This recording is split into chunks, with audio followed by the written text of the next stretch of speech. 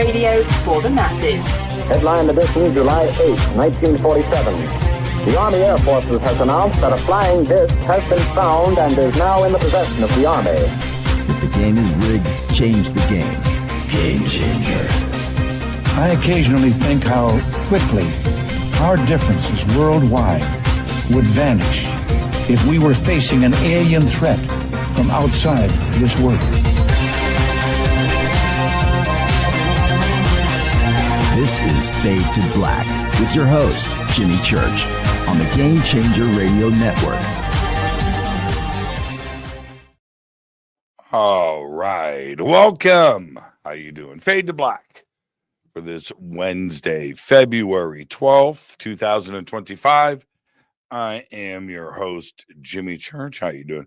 My microphone seems out of place. Yeah. All right. Well, you know what? See, I feel like no, it's got to be like this, right? Is that better? That I felt like I was like slouching. Let's go. Let's do this. All right. Here we go. Now, short week this week here on Fade to Black. Monday night, we were still at the Conscious Life Expo. But we are back, and this just, I don't know, it doesn't sound right. Does it sound okay to you guys? It seems thin. What's the word? Thin? All right. Let's just, let's move on. You got to power through it. Here's the thing. It's live. You just go with it, man. You just go with it. Help support everything that we do around here. Get yourself a Fade to Black t-shirt. The links are below. We have 2 shirts, 2 ways to get them. All right. Now, I was just saying, this week on Fade to Black. Monday, we were off air. Last night, we did our annual, every year, CLE recap special. Tonight, Moren St Germain is back with us. We're going to talk tonight about how to shift your vibration. We're going to do that tomorrow night, just in time for Valentine's Day. Lori Majka is with us, and this is our Valentine's special, and love never dies. Yeah, I'm just going to leave it right there. It's going to be an amazing show tomorrow night. And I do have 4 major events coming up. I've got Rise of the Guardians, which is March 29th and 30th, 2025 in Sedona, Arizona. Then to the Midwest for the Contact Modalities Expo. That is May 2nd, 3rd, and 4th, 2025, Delavan Lake, Delavan, Wisconsin. Then back here for Contact in the Desert, May 29th through June 2nd in Palm Springs. Then I head south to Peru for the Inca Celebration of the Sun with Brian Forrester. That is June 17th through the 27th, 2025. All right. Let's, we got a great show tonight, so let's get straight to it. I wanted to mention this. How fun is it that we now can pick up our phone, check the news every 10 minutes for a WTF moment? How cool is that? I mean, it's just like all day long, you know? Most of the time, the news is boring. There's nothing going on. Oh, no. It ain't that kind of party now. It's just like, what? Every 10 minutes. Every 10 minutes. What? And you know what I'm talking about? It's nuts. It's, I tell you what, never a boring moment, that's for sure. And tonight, yeah. So with that, sometimes you need to shift that vibration, right? Well, we're going to do that tonight. And Moren St Germain is with us. I don't know how long. We've been friends for a long time, and she's been doing shows with us for probably 12 years. And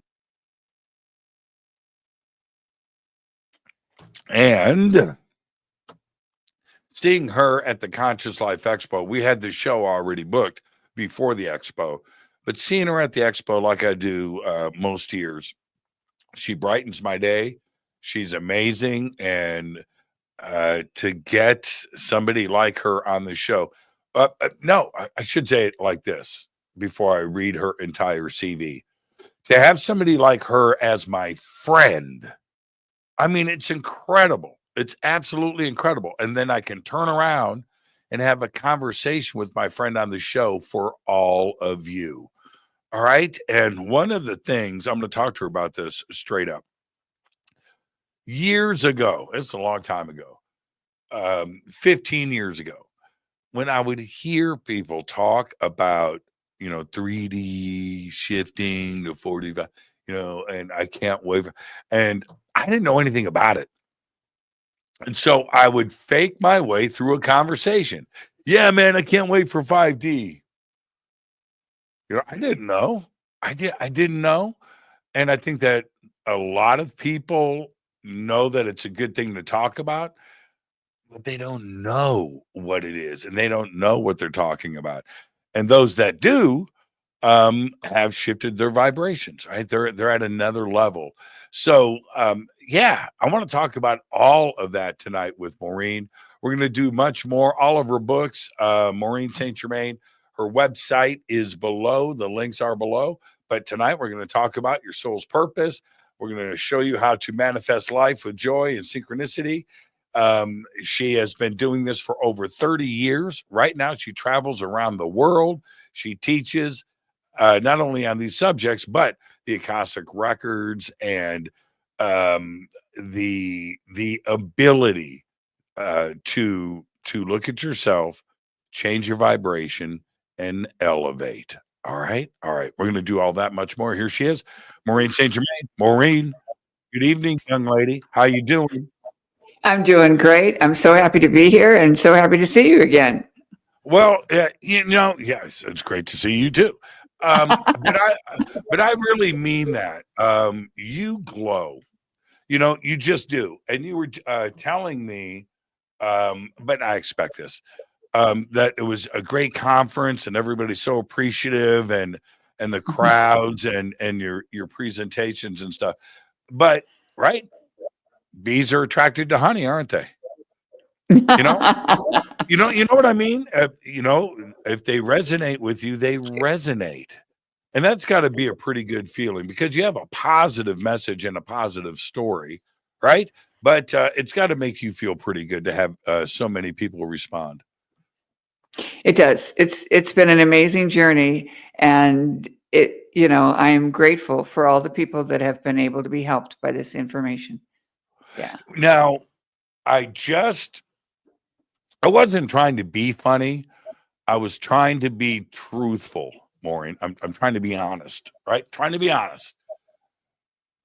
Most people don't know what they're talking about. They don't, and so when I now I understand so much because of your information and things. And I'm better with the subject today. I've got a pretty good grip around it, but it wasn't always that way with me. And I would just like nod my head and work my way through a conversation. And yeah, man, 5D, man, rock and roll, man. What about 10D? Let's go to 10. What about 20D? Yeah, man. And I just didn't know. And it's like that, isn't it? Where so many want to be positive in a conversation, but with a subject like this, and they don't understand it, where they're nodding their head, they really should know what this is about, right? Yes, and it takes some time to really grok what it means to be 5D, and that comes with time. One of the things that's helped me really get my arms around it is sacred geometry, because I can see the geometry reflect the dimensions, and then I get a better understanding of how it plays out. I also began to understand how our behaviors today can lock us in to 3D or free us depending upon the words we choose. And so we can be proactive and move along a little bit. And the big aha is that you don't get to go to 5D and stay there. It's not like a driver's license. It's more like you got to borrow a car to get somewhere. You know, you don't have a car. You slide into 5D and then you slide back down, you know, and we all do it many times a day. Okay, tell me what's 3D. Okay, so yeah, let's go there. We'll do 5D next, but okay, 3D is a 3D smaller number, and I'll understand that first. 3D is where we're at most of the time. 3D is the environment where we see polarity, we see competition, we see something that someone else does, and we say, "Oh, I want that." You know, it's okay if it's not a jealous, "I want that," but a lot of times it's that, "Oh, I should have had that, and they got it." You know, that kind of thing. All of that keeps us locked into 3D, and some very subtle things that lock you into 3D are words we use, like "I have to." Says who?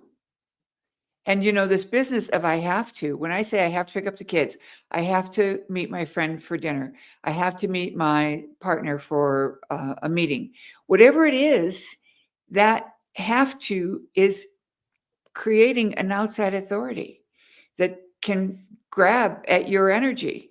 So instead of saying "I have to" anything, one of the first things a person can do is change that phrase. And that's a phrase we can use 100 times a day. And when I first figured this out, it took me a month to stop saying it. And every once in a while, I still say it. So it's, you know, it's pretty much part of our vernacular. So what do you say instead of? You say, "I get to," you say, "It's my honor. I promised my boss I'd get this report done. I want to stop what I'm doing now and go work on it." Whatever it is, it's a proactive, "I own it" kind of statement, rather than "I have to," which implies somebody is making us do it. Really important. I get it. But Mhm. I don't know if "it's my honor to pick up my kids from school" works. Should it Well, you be might I say, need, if you might say, "I like picking up my kids on time because when I don't, they're crabby okay. or I get fined." Okay, even better. Nowadays, they fine parents actually if you're late. It's really crazy. Yeah, I know. It I don't want to get too sideways, but the parent police in front of a school is gnarly, right? All the parents that Yeah. think that they're cops. Yeah, Yes, and that's unfortunate, and it's because they don't feel good about themselves, and so they're looking out at someone else to try and put blame or shame on someone else so they don't have to feel it on themselves. You know, um, when my kids went to school, I didn't do their laundry. They did their own laundry, and I was so embarrassed that they would go to school in wrinkled shirts. And one day I said something to, you know, my high school son. And I said, "You know, how do you feel about going to school in wrinkled shirts?" And he said, "No, Mom, I don't have to do that. One of the girls at school told me I can get this spray." And he showed me a spray that sprays out your wrinkles. And honest to God, I thought to myself, okay, so he's getting trained and I didn't have to do it, you know, but I had to bite my tongue and bite my idealism on, you know, how I dress, um, you know, with how they chose to go to school. But you know, as a parent, it's very important that we understand our responsibility is to inspire our children. And when they need a correction, nowadays there's so many little masters coming in, you know, they don't need correction the way in the old style. They need inspiration. So if you have a little kid that seems fearless, he's probably an ascended master. And if you have a fearless child, they will not be inspired when you say to them, "You're not allowed to do that," or "That's dangerous." What you have to do is show them how their behavior affects everyone else. And then they'll stop. Then they'll understand and they'll take responsibility. Up until then, They'll just keep pretending they're Superman and trying everything under the sun. I like that. Now, 5D. What is 5D? 5D is the zone. It's a vibrational data set, and it's the zone where the not God choice doesn't exist. So what's a not God choice? A not God choice is something that would be harmful or hurtful. So What choice? What are you saying? not God choice. Not God. Right. Okay. See, Not because a God lot of choice. people say good or bad, and in 5D there is no good or bad. It's simply you're in a vibration of love, which is a God choice, or you're not.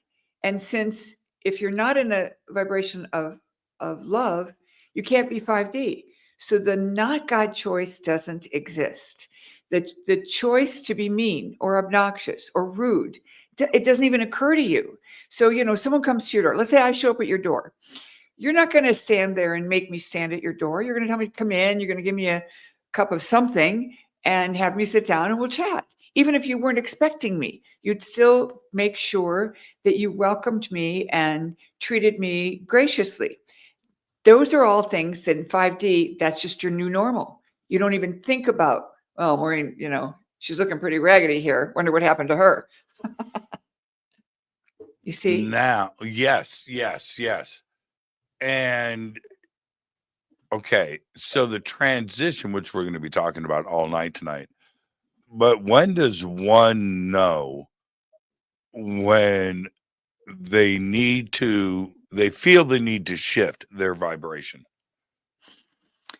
When things aren't going well, when they're finding a resistance, when they're in physical pain or emotional pain. It's pretty common knowledge that what we experience is mostly what we created for ourselves to experience. So when we're in emotional pain because we don't like what somebody said to us, or we don't like, what's happening around us, we're in resistance and we're being invited to change, and we're resisting that change. So that's how we know we need to shift our vibe. And the way we can do it is pretty simple. When you go to bed at night, you can say, I'm waking up in 5D. When you get up in the morning, you can say, Dear God or Source, show me how much I'm loved. That's a real game changer. Like if you're in a depression or you're having a bum week and, you just got fired and your girlfriend left and you discovered your bank account's empty, that's a good time to ask, Dear God, show me how much I'm loved. I would say so. That's a sign. That's a sign. Yeah. But and what happens continue. is Yes. it layers up. What? I said continue. Yes. So when you ask that question, what happens is you get a phone call from somebody you weren't expecting, and they're going to tell you how much you meant to them or what you did for them last month made a big difference. So you're going to get a check in the mail. Cool stuff starts to happen because you simply ask the universe, show me how much I'm loved. And when you can feel that love on you, then it's easy to give love back. The other part, as you make and I don't want to, everybody just stay with me on this. Just please understand when you're, why I'm asking these questions, and it does get a little bit complex. So everybody just open up your eyes and your mind and go with this. When you shift to 5D, what are the advantages there? Does your perception change? Does time change? Does your vision change? Do you see people differently?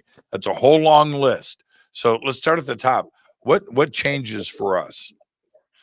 The opportunities and the synchronicities jump. So cool things start to happen.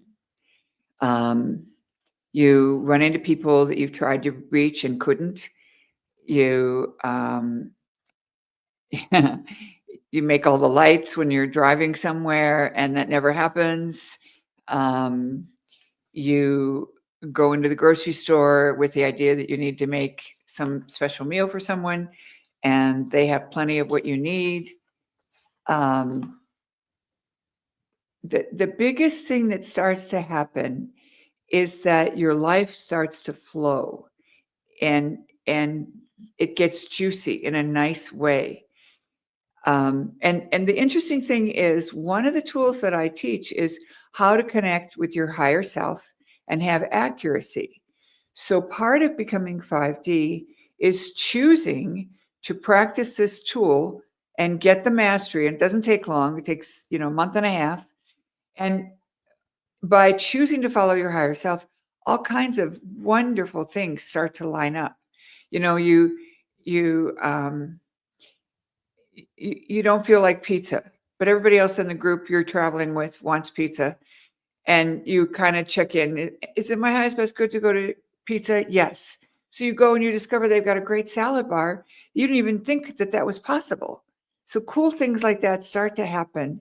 And then, opportunities arise. Like one time when I was still working in fundraising, and my nonprofit we were trying to get some publicity for for an event we were doing. And I called the newspaper reporter half a dozen times, never got through. And at 5 minutes till 5, my higher self came in and said, call the reporter. And I said, no, I'm not calling the guy. I got kids at home. I got to fix dinner and I'm tired. Call the guy. No, I'm hungry too. Blah, blah, blah. Call the guy. So the third time I was told to call the guy, I picked up the phone and dialed, and he answered. And he said, Maureen, how could you possibly know I would be here at this time? I'm never here at this time. So all I could do was laugh. I proceeded to tell him my story and what I wanted. The next day, I made the front page of the largest newspaper in the state with my story. Front page. That kind of cool stuff. It just happens. Here's a little story, and this will suss up for me. This is my experience. One day, there was a lot of Maureen. I'm going to use a bad word. There was a lot of shit going on in my life, right? And it was just like coming down on all sides. And this was 25 years ago. And I said to myself, that's it. I'm done. I'm not playing the victim. I am not going to blame. It's all on me. And this is what I need to do to move forward. And that's it. And as soon as I developed that mentality, right? All of that happened that you're talking about. All of it. And it's part of it. No, not part of it. All of it is admitting to yourself what is really wrong and not lying to yourself. Don't lie to yourself, right? You lie to yourself, it ain't going to work, right? And so, but that's the most difficult thing to do. And if you are willing to just go, you know what? It's me. This it's here. It's me. It's not everything else. And then boom, everything can change. But until you take that first step, right? And that's my experience. And it's exactly my experiences, and how I did it and how I viewed it is word for word in your books. I like it, and it pleases me to hear you talk about, you know what, I'm not going to be a victim anymore. I mean, that's a hugely powerful statement. And it lands you in 5D because you're basically saying, okay, hit me. Tell me, universe, what's going on. Tell me what I'm doing wrong. Tell me what I need to do to make things happen. And things just happen so fast, Yeah, it's so important. Why is that first step so difficult? And why do people procrastinate?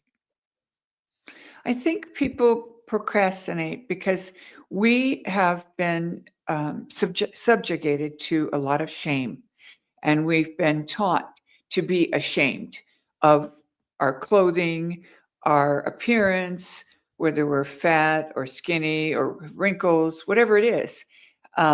We're taught that if we, didn't do well on a test, that we must be dumb. So there's all this shame, and shame is only good for one thing, and that is to choose to be different. Just choose to be different. You know, so shame is one thing, and there's this whole idea, and this has to do with being a parent. I raised a large family, and I had some shame about some of the things that I did as a mom, that in hindsight, I would never do again. Things that maybe weren't, it was like I wasn't thinking very far ahead. And so you can actually go back in time and recreate it in your mind and make a new outcome and forgive yourself for the first time and say, look, I now know that I can do it this way, and hook into that version of your history and change your reality. I used to hear, this is many, many, many years, 20 years ago, 30 years ago, and I've read some books on this too as well, how to change your reality. And I used to read that stuff and go, this is BS. And you know why? You know why I said it was BS? Because I was stuck in a 3D, 2D, right, reality of trying to maintain an image and a lifestyle south of the boulevard, condo, BMW, the best clothes, and right, this facade, right, this facade. It's a fake life, but it was so important to me. It was so important. And my paycheck, I had, I made good money, but all of that money was spent on that lifestyle and that image. And it's so fake, right? It's just crazy. And I was stuck in that. So I would read, vibration books and shifting and go, no, it's BS. This is my reality. This is what is real. And now I look back, that my existence was completely fake. It was fake. All of it. All of it. And once you pull out of that and you realize that taking things up and changing your vibration, you can absolutely change your reality. 100%. And before somebody says, no, man, that's bullshit. It's not. I'm a living, walking example of how you do that. Right? And well, so are you, but with you, it goes without saying, just look at you. But anyway, everybody listen to me. I went to the bottom. I did. I don't talk about it. And in some ways, you mentioned this earlier, it's embarrassing, and people like winners. They don't like losers. So, and you just don't want to talk about that stuff. But I'm here to tell you, I made the change. I went from 3D to 5D. I changed my reality, and I realized everything around me that I could change. Nobody was going to change it for me. And which is going to my next point with you. Why do we want somebody else to do this for us? And why do we want the changes instantly? Right? We want to wake up tomorrow in 5D. Why? Well, today we have access to things instantly. We log onto our bank account. We know exactly what's in it right away. We can call someone from our car. We have a lot of instant gratification going on. So it's challenging to wait. But I like to call it anticipate and expect without expectation. So you manifest and expect good things, but then you unhook from however it plays out. And the very first time this happened to me, I was a very young woman and I was managing an apartment building.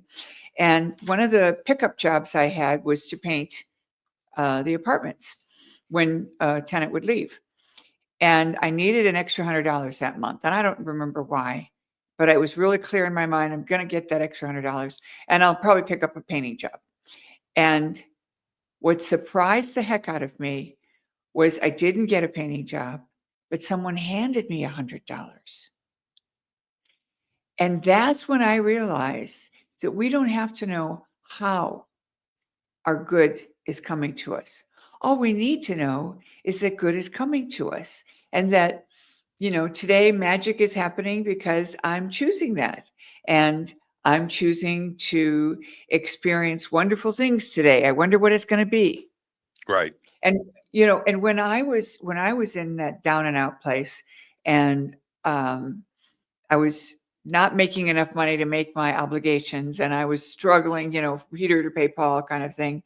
And I got this bill for advertising, which I had signed up for, but forgot about. And there was no way I had the $250. I looked at that bill and I said, wow, I wonder, Source must know something I don't know, because I don't know how I'm going to pay this. And that allowed me to unhook. That allowed me to get out of the way and let the money come in. So anytime somebody, any one of our listeners, you're scared because you don't know how it's going to work out and you're terrified you're going to fail in some area of your life. Well, if that happens, Maureen, it's just part of the journey. Mm. And some people don't want to hear that. I don't want to hear it, especially when you're going through a rough patch.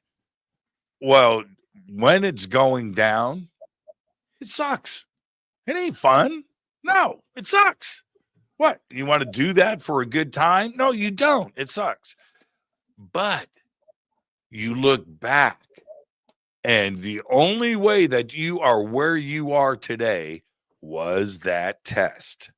Right? That's it. That's the only, if you didn't go through that test, you wouldn't be where you are right now. You would have made a left turn and you would have been somewhere else. So, yeah. And most people, they don't want to hear it. That test, that whatever it is, you probably brought on yourself. So think about that. Which goes back to what we said earlier. Yeah, I brought this on me. It's so true. Yeah, it's so true. How do we, this is my favorite subject, one of my favorite subjects. And I talked about it so many times this weekend at Conscious Life Expo, where I had people coming up to me. I'm glad that people listen to this show in the correct way. But I have people coming up to me going, Jimmy, I'm cutting that luggage off of me. I'm cutting that negativity Samsonite off, and I feel better. That's the one thing that slows you down, is having that crap just hanging off of you, holding you back. How important is it to get rid of negativity, negative people, negative environments, negative thoughts? How important is that? It's essential. I'm always surprised at the amount of people who have negative self-talk. And so that's the first place you start, with your negative self-talk. No one's hearing it but you. And if you're saying stuff to yourself, oh, you're an idiot. Oh, you're so stupid. Oh, you'll never make it. And they're usually echoes of what you heard as a child from some well-meaning adult that wanted to inspire you to move forward. They weren't really trying to make you bad or wrong. They just wanted to push you, but they didn't know how, and so they just did it that way. So negative self-talk, number one, get rid of it. And how do you get rid of it? One of the ways to get rid of it is to actually rewrite it. So when you were younger, I used to criticize how you dressed. But today I can see you're dressed beautifully and I'm so proud of you. Very simple. It's you do all of those kinds of things and then you record it. and you put it on your phone and you play it every day for 45 days. And at the end of that time, that subconscious programming that you put there earlier in your life is now gone. It's been completely replaced. Why? Because you're allowing it to be true for a few seconds, and then you use the great but word, which is a takeaway. And then you add at the end, and I'm so proud of you. And it comes from the voice of whoever would say it. So it's pretty cool, and it's pretty wonderful to do that. Somebody just said in the chat, it's hard when it's family. You know what? Listen to me. That's key. Now, Maureen is my guest. She's the expert here, but I've also learned she's my teacher. Okay. So let me just say this. One of the best things that you can do to help get rid of negativity in your life is recognize your friends, your family that are negative, that force you into a negative conversation, that force you into negative thought. You know what? Don't call them. Don't invite them over to your house. Don't go out to, just don't do it. I know it sounds painful, but after 3 or 4 months, you look back and you go, man, I feel pretty good. I feel different. Well, And and there is a way to stop it. There is a way to stop it. And that is to exaggerate it. When I'm in my 40s, when my mother said to me, that dress makes you look fat. And I said, Mom, I'm pretty sure everybody knows I'm overweight, but I want everyone to know that I know how to dress, and it's a gorgeous dress. And I accomplished that by wearing this dress. And she never said anything more about my attire. And one of the things you can do is exaggerate whatever they're telling you by agreeing with it. So if they say, aren't you eating a little too much? Isn't that going to affect your whatever? You can go, yeah, but it's so good. We've been so lucky to get such great food. And you escalate it in a way that makes them right, but it's so exaggerated that they're never going to go near it again. Another comment here. Thank you, Jimmy, but it's my child and she uses my grandchildren. I totally get that. All right. This isn't with everything, but just let me give you guys an example. I don't play around with this. I have a sister-in-law. I have a sister, my real sister, my sister Carol. I haven't spoken to either of them since 1995. Yeah. Why? Negative. And my sister Carol, I was just like, I can't deal.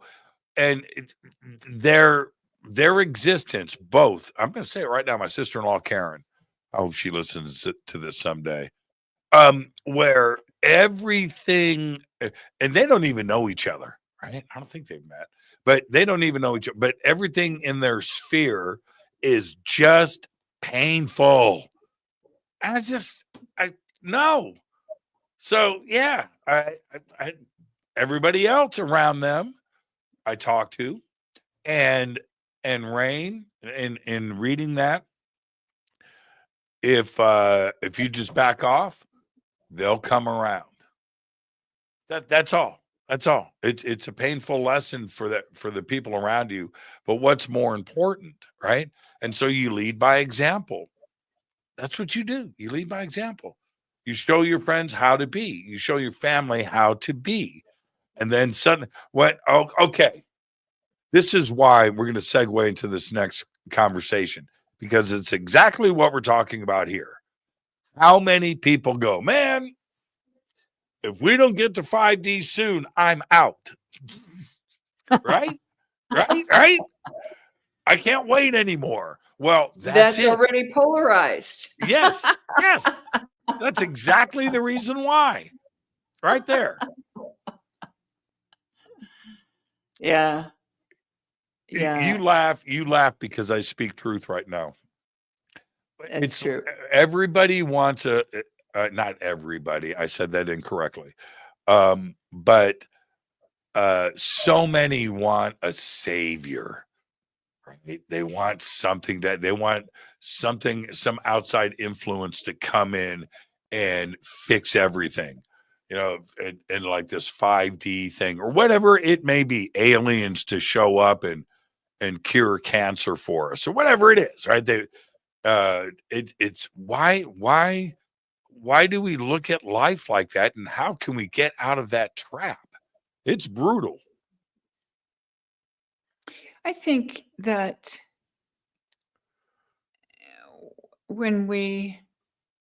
all suffering is a form of resistance. So when we suffer, there's something we're resisting. And sometimes the suffering is, a layover from something we thought or did weeks ago, and now we're suffering over it. But when we can honor where we're at and choose something else for ourselves at the same time, just like when you're in the movie theater, you see what's on the screen, might be, a horror film, but you're safe in your chair. So you have two versions of the reality. So why can't you recognize and honor that you could have a version of reality where you're not doing so well, and another version where you see yourself doing well? And that will shift. You can shift the balance so that all your energy is on the one that you want. It takes some doing, but once you recognize that you already know how to do it, because everybody's been to the movies, so we know how to do it. We just haven't figured out that we could do that and shift our reality. Once you do it, it's just a lifestyle change. But dang it, you've got to take the first step at some point. And then you just live that way. Right. And how do we shift from chasing money and making that the goal and chase happiness instead and let the money come find you?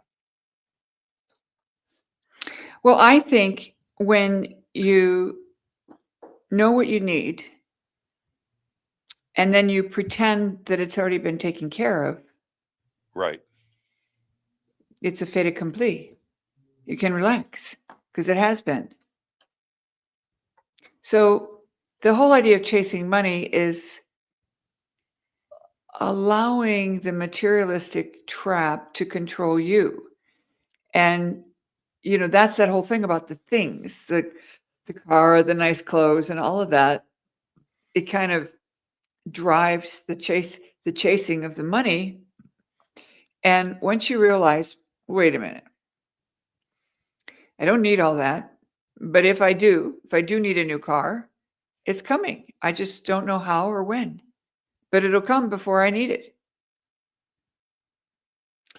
It sounds so simple, but I understand why money is a focus for so many, because it is a focus for so many, as it should be. I've chased the money. I'd be lying if I, said anything different.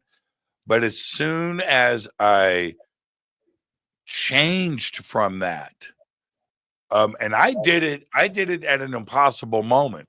It's easy if you have money, right? Or you can go, nah, money's not a big deal. No, that's not what I'm saying. I made that decision when I was broke. I didn't have anything. So to change, I'm telling everybody right now, listen to me. That's where the focus needs to change in your life. As difficult as it is when you're paying bills, you know what? The bills aren't going to go away. Just change your focus. And when you accomplish this and everybody else moves through this, future generations are all going to be completely into 5D. And that's our goal, isn't it? Yeah, it totally is our goal. Yeah. One of the things that I teach in my manifestation coursework is the difference between people who have money and the people who live from week to week or month to month. The people who live week to week, they pay bills as soon as they get their money. The people who have money, when do they pay their bills? Whenever they want. And so you start to pay your bills whenever you want, instead of when you start to get money. So you just hold back a little bit and make it a fun exercise. It's kind of scary when you're getting pink slips or yellow slips from the bank or wherever, but you can also just say, I'm not buying into it. When I was really in a tough spot and I was getting all kinds of dunning notices, I'd throw them away. I just threw them away. I thought, I'm not going to let this take me down. If I have it, I'll pay it. But if I don't, I'm not going to sweat it. That's crazy. Now, well, theatrics is half of the sale, isn't it? Mm-hmm. Theatrics is half of the sale. If people perceive you and they look at you because you have started to make these changes in your life, you now have a different image and a different vibration. People look at you differently because you're happy, you're a winner. That's half of the sale. And people want to be around that. People don't want to be around somebody that is playing the victim card and is negative. That's one of the reasons why your phone never rings, right? And it's really true, isn't it? Theatrics is half of the sale. People see that in you when you make these changes.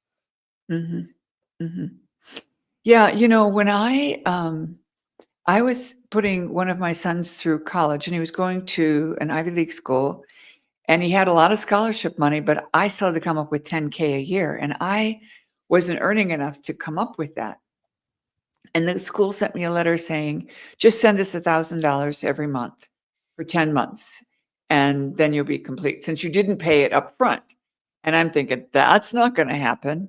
So, I created a visualization where I saw my son in his cap and gown, and I pretended to say to him, there were some scary moments, but it wasn't that hard. So I kind of dug myself out of the hole by validating the pain I was in. There were some scary moments. And then I announced it wasn't that hard. And that was a fake it till you make it kind of statement. I didn't know how it was going to be not that hard. There's nothing wrong with fake it till you make it, by the way. That actually can work, which takes me back to but I do want to talk about future generations and applying this, because if we look back with humanity and we go into deep history, we can see where even with us, where values changed, right? And the further you go back in history, the more conscious and heart-driven things were. And we got out of that. We got out of that and turned into this materialistic thing. Suddenly gold, right? Silver, money, possessions. And then we get into this technical age, and all of a sudden that's all. But we went through changes, and we can do it again. We need to evolve, don't we? Mm-hmm. Yeah, we need to unhook from a lot of that. And it is really important for the sake of the children, because the way that our society has gotten, it's out of hand. It's failure to really appreciate what we're capable of. And we can't appreciate what we're capable of unless we get off that treadmill that says we need to have this and we need to have that. We need to have these resources. We need to have a car, all of it. And part of it is we are subjugated. Humans are subjugated to EMF poisoning, to ELF, which is lower frequency poisoning, and all these things are broadcasting some heavy duty stuff to tell us to forget and to reject. And so even if we start to think something creative or, break out of that mold kind of energy, then we're subjugated to forgetting it or to rejecting it. And so part of that is some proactive steps. Turn off your Wi-Fi at night. You can put it on a timer, for heaven's sake. You can carry, there's all kinds of devices people can put on their phone or carry in their purse or put in their car. Even our cars have EMF nowadays because of the technology that's in them. And in order to unhook, we have to be meditating on a regular basis. And we need those little devices that will help you unhook so that you're not in this hypnosis, this perpetual hypnosis that drives your thoughts downward. When I made that comment at the beginning of the show tonight, I knew that you would laugh, where I'm in Disneyland right now. I'm treated with, if I want to, I could pick up my phone and see the craziest shit I've ever read all day long, all day, and everybody is subjected to this now. It's at a level of crazy that it seems like you're in Superman Bizarro world, right?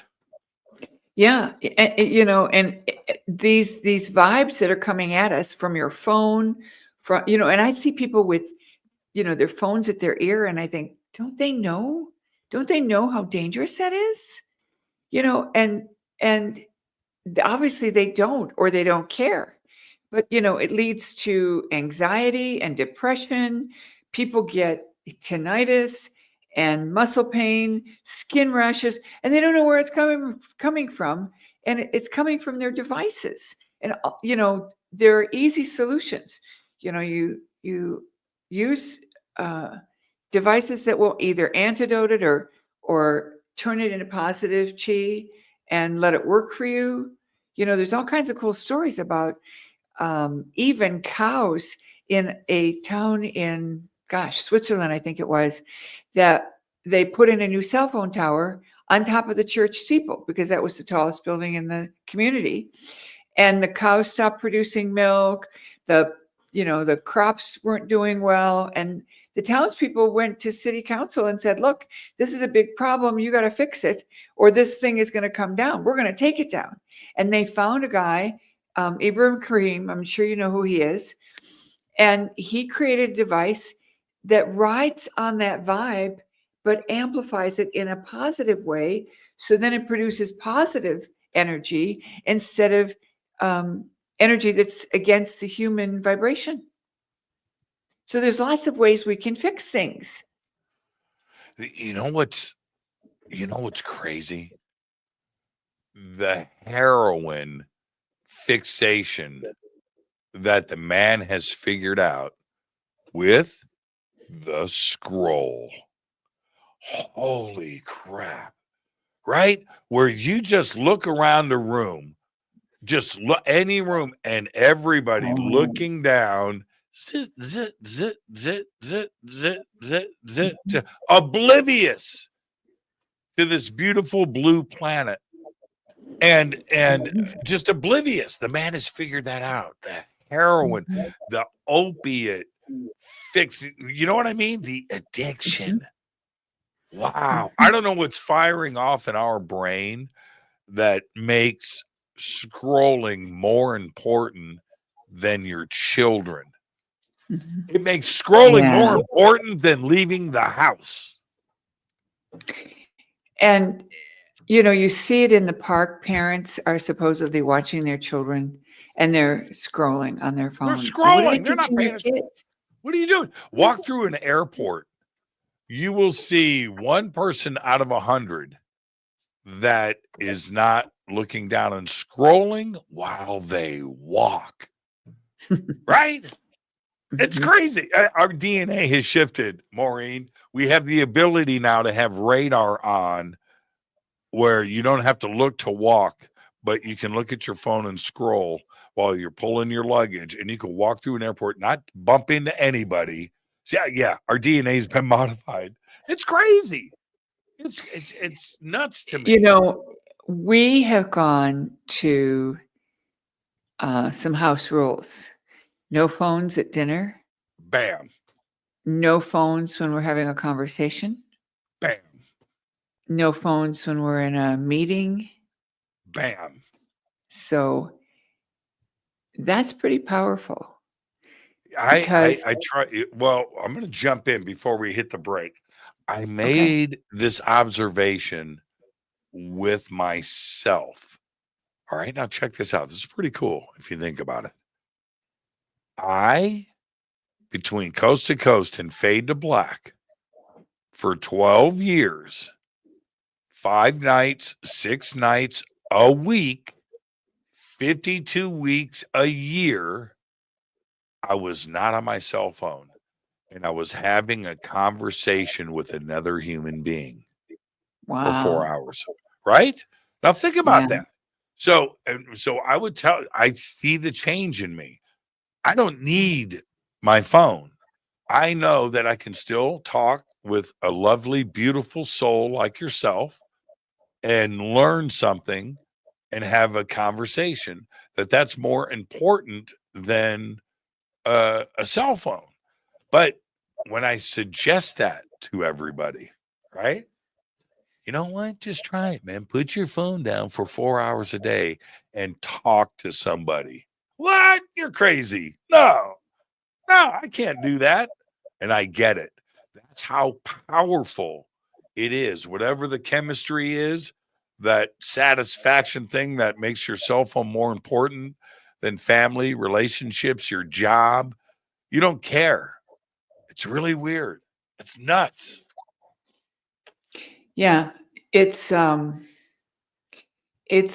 insidious. We don't use the phone in the car, and when I do need to use the phone in the car, I'll say, "Do you mind if I make this quick phone call, or I need to send this quick text? I'll be just a minute," because I want to own the fact that I'm taking away from the time that we have to chat, and I want to own the fact that I need to do this. And then I'm motivated to get off, to finish, get in and get out. And I think that's another hard part. You know,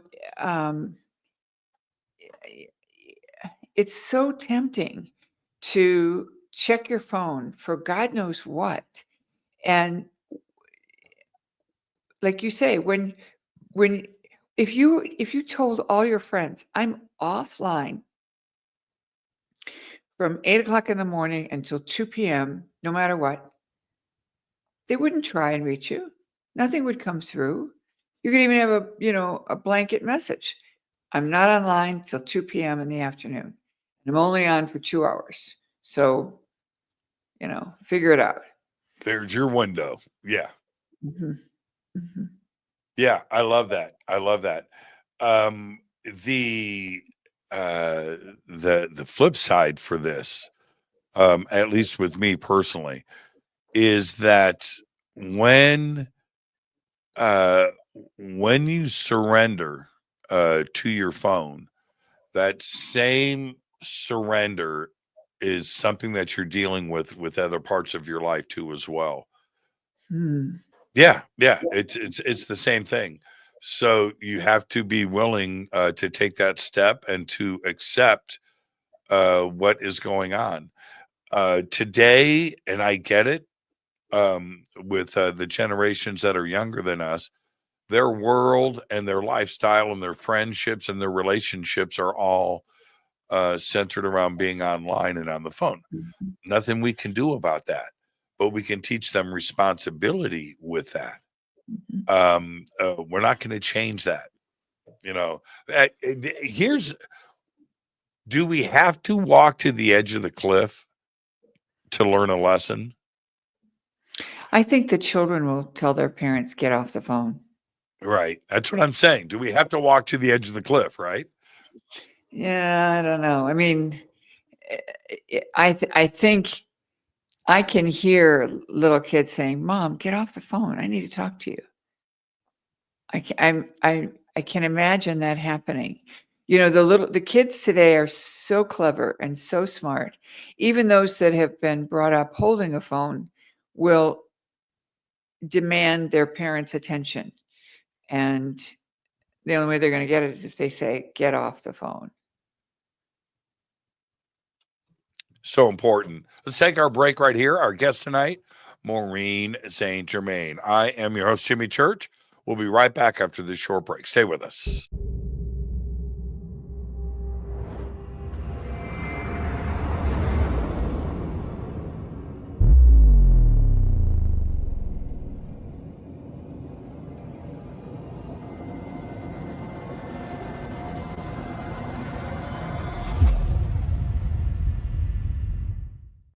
Subscribe to our YouTube channel to get your alerts and access to over 2,000 videos. Click that subscribe button right now.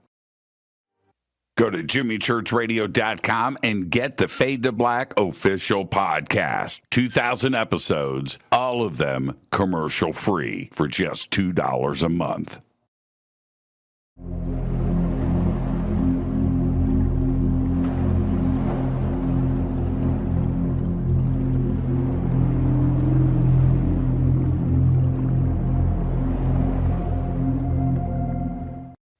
Watch Into the Vortex on Gaia TV. It's Fade to Black for the screen. Simple to do. Go to Gaia.com, search Jimmy Church, or click on the link below. Follow Fade to Black on Twitter at JChurchRadio. Get all of the show updates every single day. It's now called X, but who cares? How you doing? Jimmy Church here. Special announcement. Get your Fade to Black t-shirts. That's right. Help support the show. Help support everything that we do over here. We've got 2 t-shirts. We've got 2 ways to get them. Get your Fade to Black t-shirt today. Go Beckley Teppy.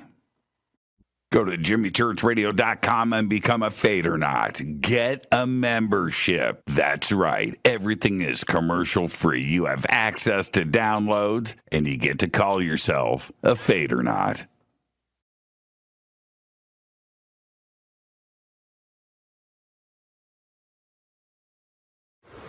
Today we're headed to Bolivia, Tiwanaku, Peru, and of course, Bumapunku. Brian, exciting. Thank you so much for everything, my friend. Always an honor. Right behind us is the sacred river of the Inca that goes past Machu Picchu. So we're going to be driving up to its source at 15,000 feet above sea level and then down to Lake Titicaca. So today we hit 15,000 feet. Yes. Crazy. And you can do it with us.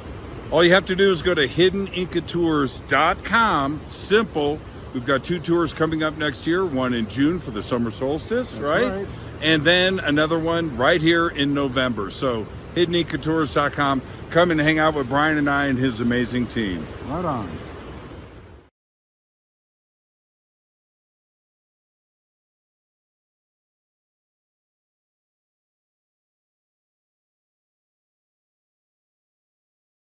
River Moon Coffee, makers of the Fade to Black blend. Truly the best coffee on planet Earth. Just visit rivermoonwellness.com or their Amazon store. It's all simple to do. You can check out the Fade to Black blend, the Game Changer blend, or any of their Black Moon Wellness products. It's the only coffee I drink.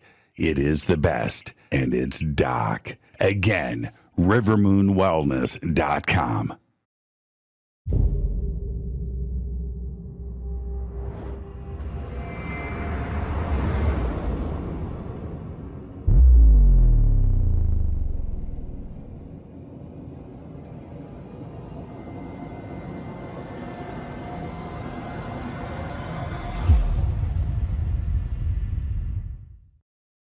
All right. Welcome back. Fade to Black. I am your host, Jimmy Church. Tonight, Moren St Germain is with us. We're talking about shifting your vibration, 3D to 5D. And now we've set the stage. I think everybody understands now what the references mean. And Maureen, let's get into some teaching. This is what you do best. I need some tips. What are some practical tips for 5D living? Well, for one thing, what you said in the beginning, to announce to yourself, I'm done. I'm just done with this game, with this, drama, with me needing to level up or to do what other people want. I'm done. That takes you a long way. And then I call it this energy that pulls you back into it. And you just say, "Hey, look, I'm done. I don't do that anymore." And so the I'm done statement is very, very powerful.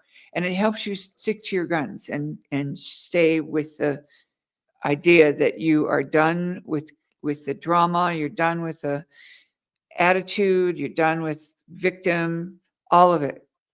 And then in a proactive way, pay attention to the way you talk.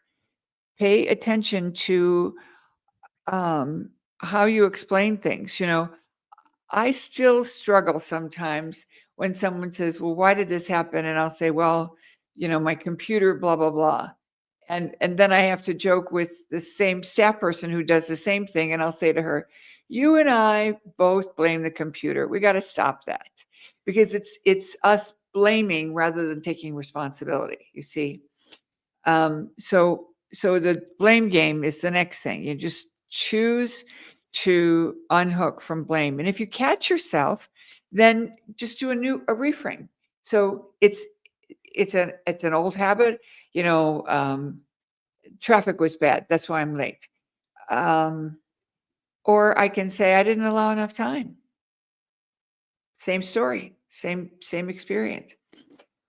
When we step out of the blame game, we are telling the truth. And that's what you also said in the very beginning. Tell the truth. And so when we do that, we allow ourselves to not be perfect.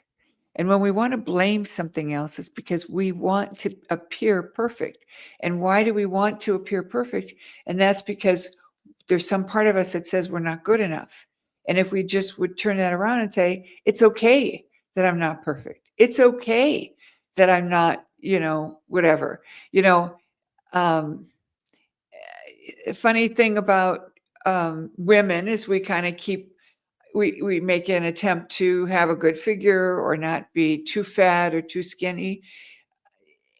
We were at this conference, there, every possible body shape was there. And it was so fun for me to watch and think, these women are free. They don't care. They truly don't care. They're in their bodies and they're comfortable in them. And why should I make a big deal because I put on 5 pounds or I took off 5 pounds? It's awesome. So the thinking that we do in our head is really important.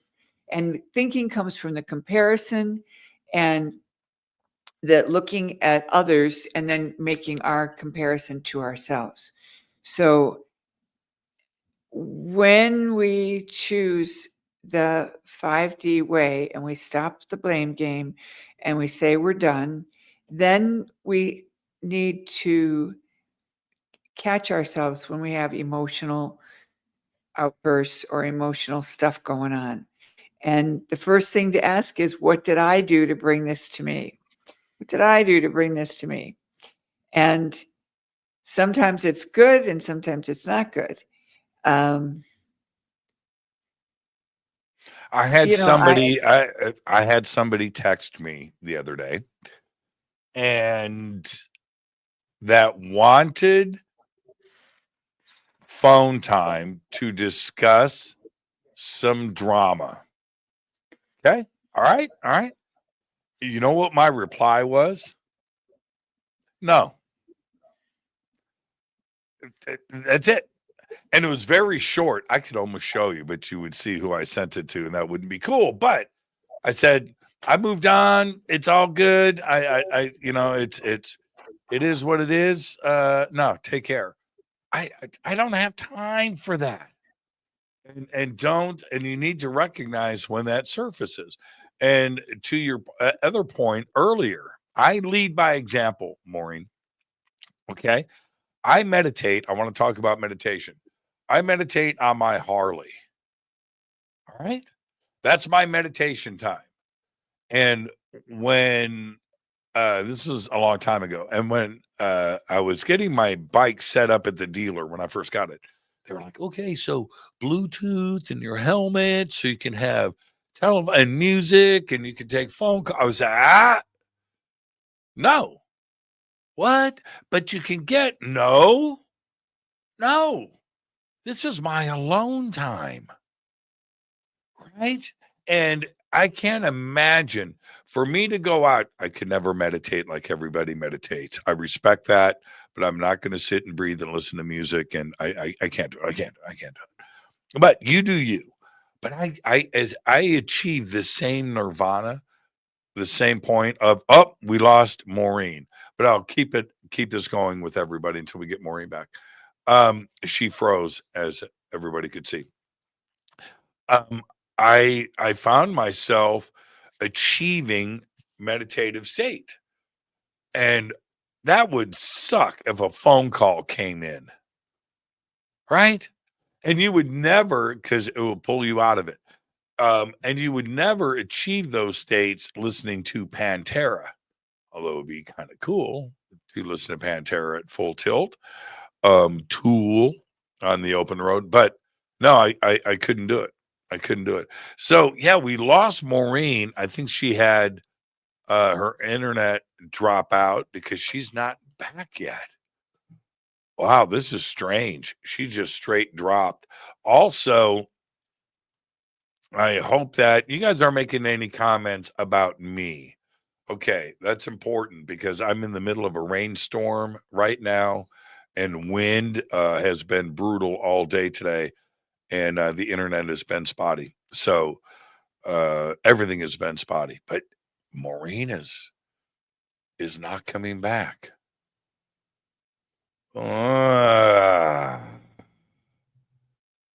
Jimmy, I am loud and clear. Okay. I listen to Phil Collins in the air tonight driving on the interstate. Yeah, that'd be pretty good. Yep. You know what okay, so when I'm in my car, that is different than the Harley. The Harley, I want to listen to the engine. I want to smell. That's a different sensory thing. But when I'm in my car, things like, it's not exclusive because I don't listen to things over and over and over again, but Public Image Limited, PIL album with Steve I, the first one. Holy crap. That's a great highway album. Pearl Jam 10.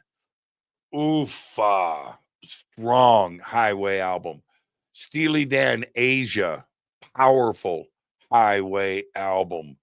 Eagles Greatest Hits Volume 1. Okay, Maureen's back with us. Maureen. Okay. All right, I have to. I want to share. No. Wait. No.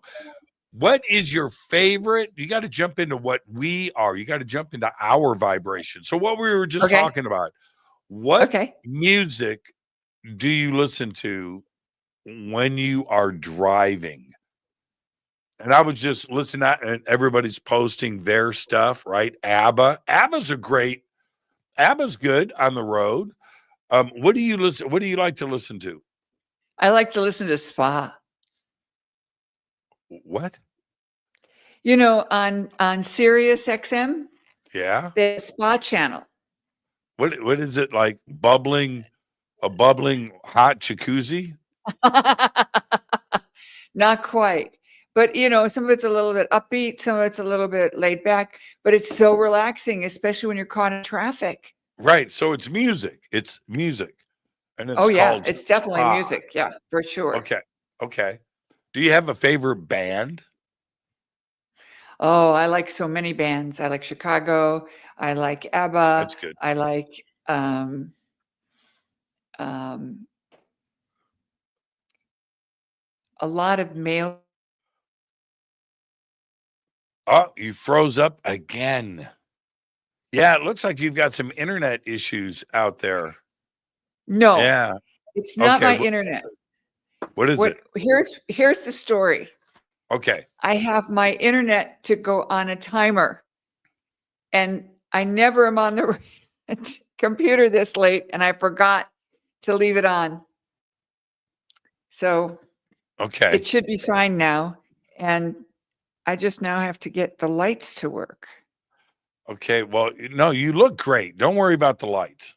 You look Okay. great. You look Okay. spooky. You look spooky. You look okay. Where were we? Oh, yeah. Meditation.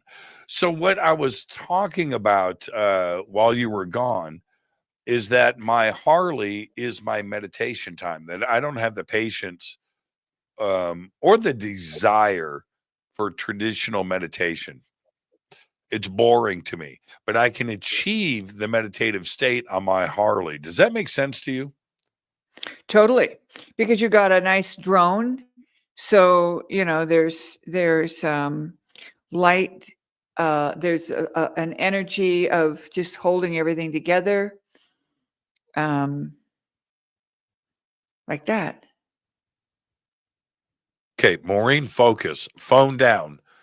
Phone down. I'm trying Phone to down. get the lights to come on. Sorry. See, you need to lead by example right now. Phone down. Phone down. Phone down. Yeah. And okay, so I remember one of the last times that you and I talked where you had just introduced your app with the meditations in it, and you had all these different versions. Tell us about that. There's over 40 guided meditations on the app. So people who have trouble, focusing or settling down that monkey mind, it's perfect for them. Right. The meditations serve many purposes: sell your home, letting go of a sweetheart, bringing in a beloved, calling in the angels, just about anything you can think of, opening your heart, increasing your connection to source. And they're all written with the guidance of my guides. And many of them were written for me. And then I was told to create them for the public. And one of the best stories was this meditation called Dancing in the River of Golden Opportunity. And I was going through a tough time, and I was in the Akashic Records, and I asked, what can I do? And they said, keep dancing in the river of golden opportunity. And I thought, dancing is great, So I had a call from a friend the next day, and she said, I'm really in big trouble. I've got two spas that she owned, a flower essence, two spas that owe me. One owes me 15 and the other owes me 7K, and I can't seem to collect from them, blah, blah, blah. And I said, well, I got this meditation in the Akashic Records. Would you like to do it with me? And she said, yeah. She called me a couple hours later and said, that's amazing. They called and said I could come over for a check. 2 weeks later, same drama, same story, different client, but same lady. Same thing. We did the meditation again. The second time, same thing. She called me the next day and said, I can't believe it. The money came right in. Then I asked my guides, am I supposed to make this available for the public? So that's what happened with a lot of the meditations. So there's meditations to activate I call it the satellite dish to call home. And it's called the Golden Bowl. And it's like a bowl that you would have on the top of your head, like a metal bowl. But it's actually the sinus cavities around the body. And I discovered that none of them are not used for anything. Scientists don't even know what they're for. And I think they're the satellite dish to call home. So the app's got information on how to get your higher self connection going, and the foolproof way I have of getting accuracy. The list the books and lots of other good stuff. It's a really nice app, and it's available on Android and iPhone. Now, what is an 8D Maraba activation? Because we talk about 3D. I know we talk about 3D. We talk about 5D Maraba. And which are beautiful, by the way. Yeah, I knew. See, that's why I brought it up. Let's All see right, that. so this is an Icasa dodecahedron. I have a little one here, okay, but the big one's more fun, I think. And basically what you're looking at is an icosahedron, which is the triangle face, okay, see the triangle? Yep. And an icosahedron, which is the five-sided edge. And each shape, the icosahedron and the dodecahedron, are nested in phi, in the phi ratio. And so this is the shape we build around the physical body, and we get two of these to spin. One spins to the right, one spins to the left, and a third one remains stationary, and it takes you out of the matrix. What happens to 7D, 6D? You know, I don't know the answer. I know. I ask you this all the time. 60 is where you go in your dream time, and 7D is a very introspective place. And, you know, I don't know why I was told to call it the 8D Maraba, but that's what we call it. 8th dimension. Tell me about that activation. What happens? So once you turn it on, the codes will help you get out of the matrix. You know, there's a lot of stories about people who meditate, but they can never get past a certain, I'll call it wall, kind of like the Truman story. You know, there's just something that stops them. And this energetic field will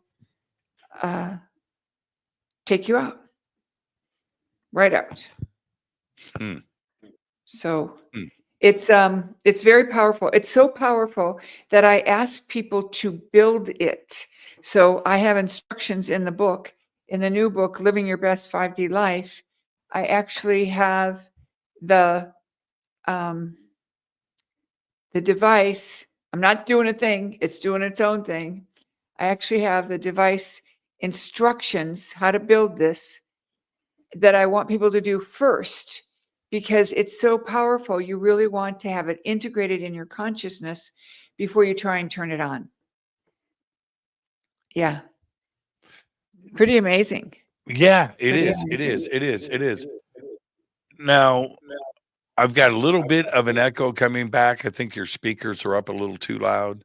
You might want to turn them down. I can turn them down. Yeah, turn them down. You know, when things go off and then they come back on. Is that better? I don't know. Yeah, it's perfect. Okay, good. It's better. It's better. Is when we start to discuss the Akashic Records, and we're also talking about 5D and 3D in this existence, it seems that physics and science is starting to introduce these concepts to us as well. They don't know, the scientists of the world, right?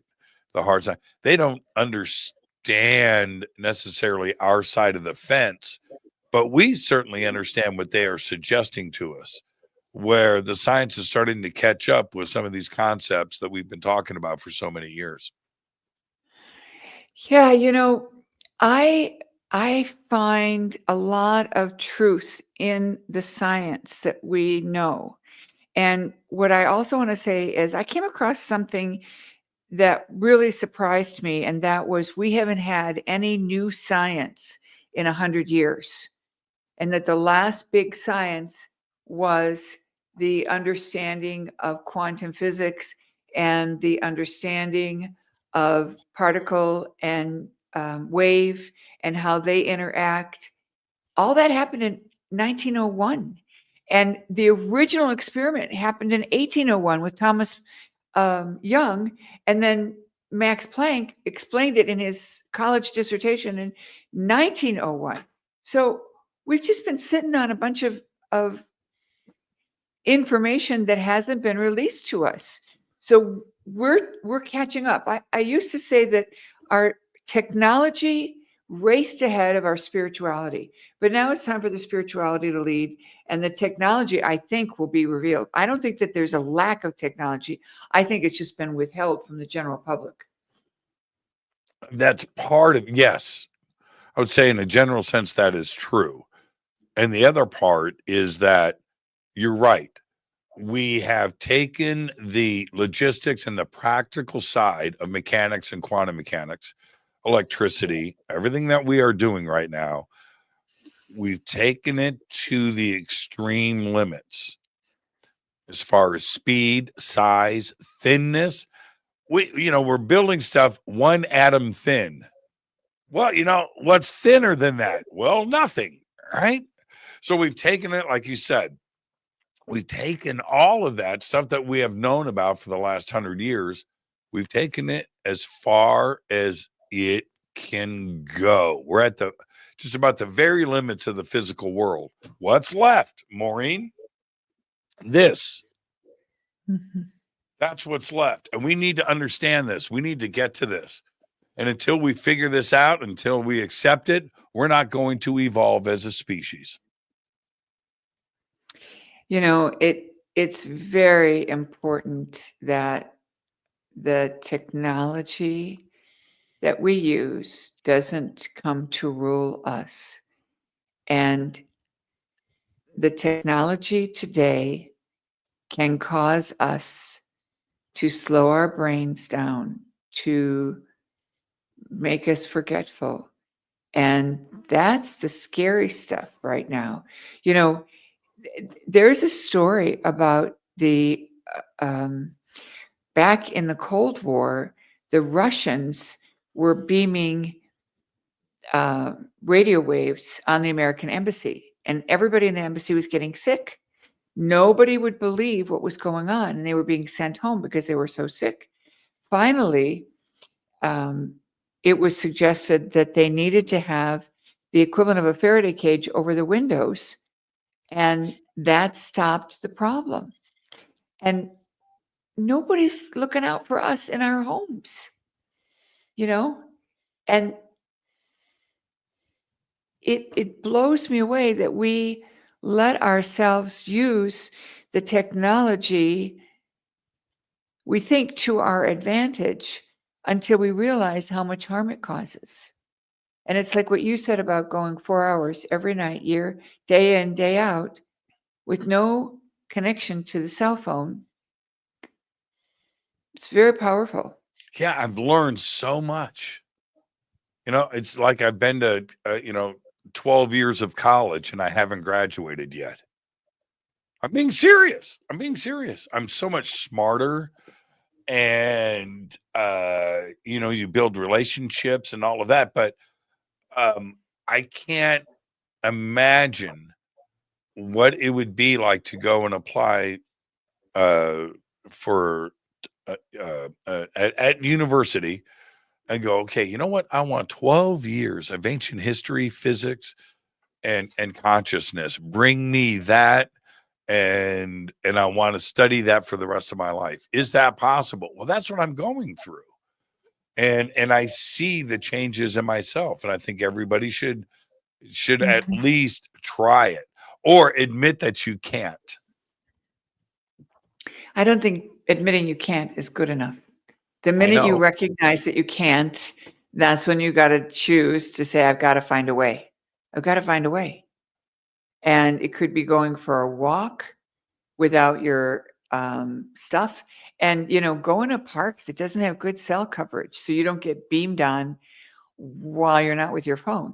And obviously, if it's not a safe place to walk by yourself, then go with someone so that you can go without the extra overlay. That I know it feels like we're talking about that quite a bit, but truly, that's one of the deterrents that keep us from stepping to the next level. But the key, I think, is this business of saying, I'm done. I'm going to do what I can to unhook from blame, unhook from drama, and unhook from forcing anything and move into flow, move into a way of being that lets everything come together in its own time and place. And that's not easy. I tell people, if you're self-employed and you control your schedule, don't set an alarm. Don't set an alarm in the morning. And oh, by the way, get a clock for your bedroom that's battery operated, doesn't tick, has a little light that you can turn on manually, when you touch it, and otherwise it's dark. And watch how your sleep improves. Wear an eye mask to give your pineal a rest, and decalcify your pineal.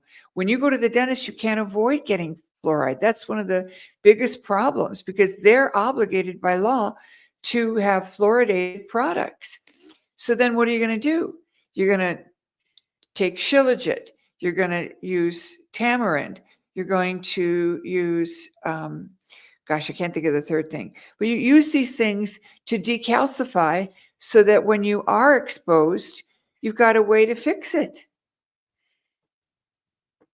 We had a comedian at Conscious Life Expo this weekend. His name was Brent Pella. Did you see him? I didn't. He was amazing. So funny. Anyway, this is what Brent said. He comes out and he's talking about our community. And he looks around and he goes, there is no fluoride in this room. Right. And then he goes, you could take all the fluoride in this room and it would equal one person out there in the normal world.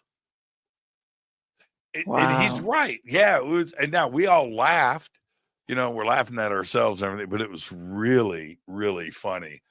And I think that those are the strides that we have made inside of this community. It's not about, fluoride or gluten or vegan versus this or that. No, it's not. I'm serious. It's just about finding what centers you. That's what's most important. Frankly, if you're in a situation where you're going to eat meat because that's what's being provided and there's just no way around it, then just make sure you bless your food. Turn the vibe, whatever it is, into the most evolved vibe you can. Bless the food. Yeah. And by the way, the blessing I use is I ask to bless Mother Earth, the plants, the animals, the farmers, the purveyors, the truckers, the pilots, the cooks, and anyone else in between. And it's really funny because I can rattle it off really fast. Yeah. And why am I blessing the pilots? Because a lot of food comes in by air. And I want to make sure those guys are, doing okay. And when I'm in traffic and there's a truck that, maybe doing something I don't like, and truckers need to drive like that because they've got the big truck. I just remind myself, I love truckers. They're bringing me the food I need. They're bringing me the stuff I need. So bless the food. Okay. Now, don't get mad at me, Maureen. Don't get mad. If I went up to a homeless child in an Indian garbage dump who is digging for their lunch, okay? Steaming, smoking garbage dump, of which there are tens of thousands of people there digging for their lunch every single day, right? We know this. But you go up to a little beautiful Indian child and you hold up a tofu kale salad, or you hold up an In-N-Out double with grilled onions. Where are they going to go? The grilled onions, In-N-Out. You damn skippy they are. And the point, and then you bless it as you give it to them. Of course, you bless it. You bless the burger. Let's just bless it. But there is nothing wrong with that. There isn't. And I get somebody out there that has chosen their lifestyle. And here's the other thing. I know that Maureen is an amazing person, and she is very careful and very selective about her lifestyle and her diet and everything. That's what she does. Okay. But she does it because of what it gives back to the planet and what it does to her body. Right? That doesn't make it taste good. That's the truth. It doesn't make it taste good, but you do it for other reasons. You don't do it for taste. See, you laugh. I'm a because really good cook, Jimmy. Oh, You you can know what? ask my Save all that. my I know. My food tastes good, whether it's Right. tofu or kale. But Oh, your point is man. well taken. Your Yeah, point I is well know. taken. And there's plenty of people around me that are choosing the In-N-Out burger, and I don't care. Let them. Well, there's a critical part about this too, as well. If you want to make those changes, and I appreciate that and I respect it, but go and get your blood work done. Don't just go and jump into something because you think it's going to be a healthy lifestyle and this. You could do some real damage to your body. There are certain things that you need. Your DNA has been set for a million years. And there are certain ways your blood, and if you just go and suddenly you're depriving yourself of something that your body needs, your brain needs, you could really do some damage. Go get some blood work done, and they will tell you what you can do and everything else. But I don't think it's so many people go cold turkey and jump, you know what I mean, into the deep end of the pool, and they get unhealthy really quick. Mm-hmm. Yeah, and it's not a good idea to do anything like that. Far better to ease into it. But there's plenty of people who do, this thing. I had a gal in China who stood up in class and said, "Why would my higher self lie to me?" And I said, "Well, what did you ask?" And she said, "Well, I'm a vegan. And I asked my higher self this morning if I should have meat. And my higher self said yes." And the whole class broke up and started to laugh. What is the higher self? What is the higher self? Okay, so the higher self is the version of you that's plugged into source and plugged into you. So it cares about everything you care about, but it also has access to all the stuff around you. And the higher self is the image of you, the perfected you.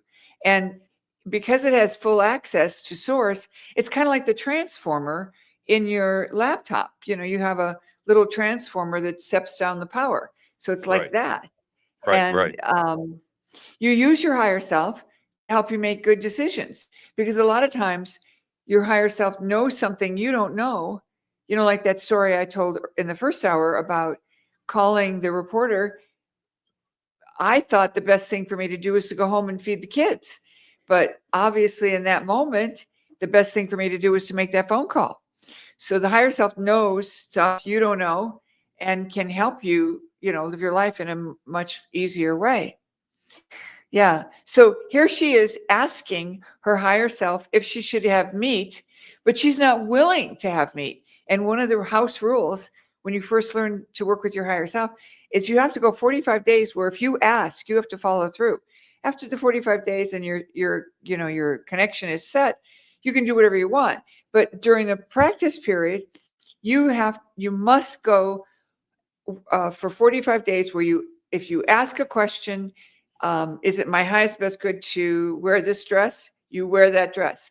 One woman came to class one day and she had this very unusual combination of jewelry and clothes, and people were looking at her, and she caught someone looking at her and she said, "Don't even ask. My higher self dressed me today."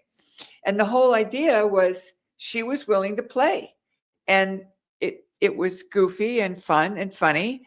So, that's part of the beauty of the higher self practice, or the higher self protocol, is you spend 45 days getting good information that you don't know it's good until after the fact. You're not judging it. You're not evaluating it. You're just choosing to follow through. And of course, when this young lady in China said, "Why would my higher self lie?" I said, you didn't play the game. You asked something you were not willing to do. If you can't just ask yourself if you're supposed to have meat. If you've chosen to be a vegan, maybe you need to have meat, So yeah, the higher self is a really cool tool, and I have lots of information on that. Well, let's talk a little more about that. I did a regression last year. I'm not going to get into the details of that, but I finally did it, and very interesting. And to have my higher self talking about me in front of me, right? Right? And I'm listening to it. It threw me off. I didn't know anything about this. Right? And I'm listening, and it was very, very revealing. And especially after the session when I went back and listened to it, because the higher self used a way of speaking that I don't, right? A cadence, vocabulary. It was all different. I wish I could tap into that and speak that way, because the higher self was pretty smart, pretty cool. Well, But that pretty happens with shocking. the Akashic Records too, where the language changes, the way you speak changes, and they use the record keepers use words that are known to you, but they're not part of your common speech. So I call it lofty language, because they'll say Totally. something in a really high-minded way that makes sense, is understandable, but it's not the way you and I would talk. Yeah, blew my mind. Blew my That's mind. I fantastic. had to go back and address it. And the other thing was how quickly I went under. I didn't know if it was something that I was going to be able to do. It was a lot of fun, but it was also mentally very exhausting. And for those that, like you, that jump into the Akashic Records and also the meditation and your clients and everything, there's a lot of discipline that it applies there, because it can be emotionally draining. I don't know if I could do more than one regression session a year. Plus, also too much to unpack. When somebody Oh, does an Akashic session with you, they're unpacking that forever, aren't they? they can be. They Yeah. can be. Yeah. And in the records, what happens is questions are answered. It's not predictive. It's soul growth. So they answer questions like, why is my brother not talking to me, or why is my daughter behaving this way? They answer questions, but then they also give advice. They answer the question, they tell you why it's happening, and then they tell you what to do about it, which is very cool. Very, very cool. Um, can people? Everybody has some addiction. I do. I have an addiction to guitars. I've got a 12-step program that I go into, Maureen, once a week. Hello, my name is Jimmy. Hi, I bought another guitar. Hello, Jimmy. Yes. So everybody's got something, right? But why is it that so many get the addictive side of self-help and then don't act on it? They got all the books, right? They go to all the seminars. They do that, and nothing's happening. But yet they'll go back and do it. Why does that happen over and over again? And what is your advice to somebody to stop the treadmill and get busy?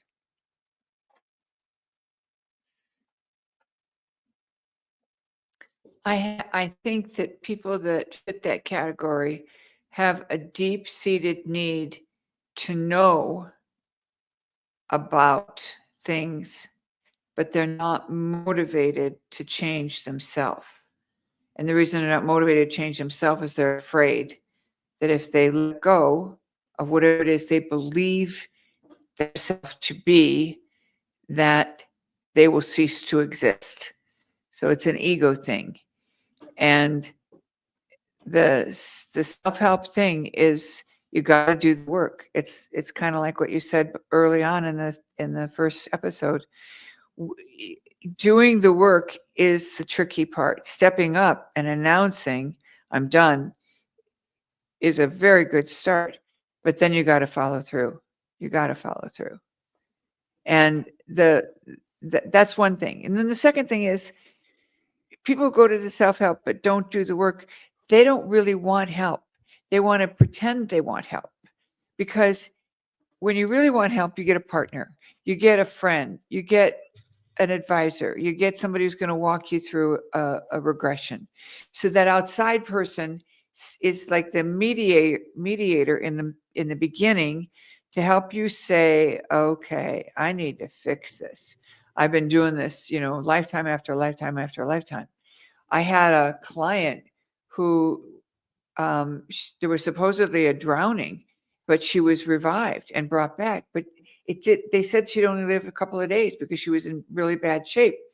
And we did some clearing work on her, and it turned out that she had died 9 times by drowning. A couple of them were deliberate, punishment. A couple of them were accidental. A couple of them were self-inflicted. And that was her MO. And by clearing all that, she didn't have to die by drowning. And she lived for another 9 or 10 days where the family could get together and have their last words with her and have their goodbyes. And it was less traumatic because she had cleared that, and she'll never go through that again. It's gone, it's done. And the thing that people don't realize is when you say, I'm done, you have unhooked from the matrix. You have unhooked from all of that. And it's one of the most powerful statements you can say.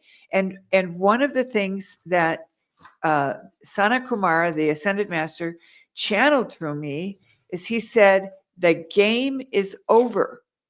The game will end when there are no more players. Will you be the first to leave or the last? Wow, I love that. Ooh. Yeah. That's strong. And it matches perfectly with the moment you said, I'm done. I get it, what's been going on. I'm done. You don't even have to get it, what's going on, to say, I'm done. I'm unhooking. And then say, I need all the help that heaven can give me. You don't have to say anything more than that. Just, I'm claiming all the help that heaven can give me. I'm done with the matrix. Let me out of here. So and true. See what happens. So true. Now, in the little time that we have left, I want to tap into a couple of things. Tell us about the Ascension Institute. Where can everybody go and sign up for that? And your founder circle and the full course and teaching. Okay. So we do have a school. So we have an online portal where people can take classes that have been pre-recorded. And then we have the founder circle, and that's a group of people who are learning to open the Akashic Records and then read for others. But we're also giving them business training and a lot of support to help them grow their business and using my network to show them off. And then the Ascension Institute is a year-long program that is quite remarkable. And it's for people who are interested in spiritual growth and spiritual advancement. It's usually a small group of people, usually not more than 15 or so people. And they get to know each other and they do the work. And it is remarkable. So it's very high intense. And that for next year, it opens up in September. And we announce it in April. So people need to apply. There is an application fee. And, they get interviewed. And I don't always say yes to everyone who applies. So it is very selective. But it's a wonderful program. And I'm in my 10th year. Yeah, it's incredible. It's incredible. I want to, I'm going to say this in a cavalier way. Please, everybody, just accept the truth. For me, as I started to realize that a change had to be made, I have a very unique position. I'm a white male. Okay. Mm-hmm. Nobody gives a shit. Because I'm supposed to have all the advantages, right? I'm supposed to have this. I'm supposed to have that. Right? And so you go out and ask for help. People laugh. Right? No, this is not for you. And for anything, I'm not, you guys have to understand that. So once you make that realization, for me personally, that it was up to me to do all of this, make the changes in my life. The day that I did that, the day I felt different. It's really that simple.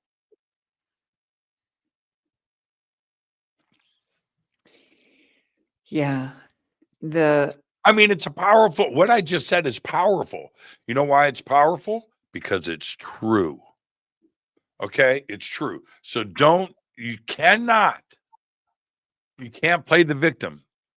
You can't. Me playing the victim for who I am, people will say, dude, you won the lottery, right? You won the lottery. Don't make excuses. Well, that's part of the thing. You get out of that victim mentality, and that it's other things that are holding me back, or other things that are keeping me from seeing what life is, or it's this. No.